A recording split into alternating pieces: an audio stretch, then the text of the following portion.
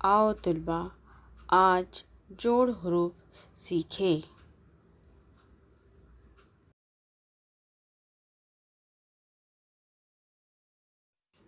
ब जमा अ बा, प जमा अ पा, त जमा अ ता, ट जमा अ टा, स जमा अ सा।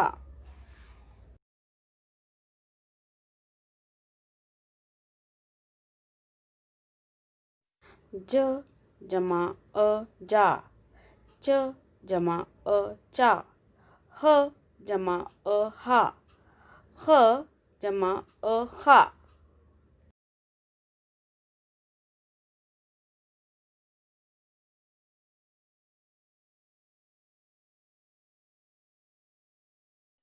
हुर्फ को मिलाकर नए अल्फाज बनाओ और लिखो।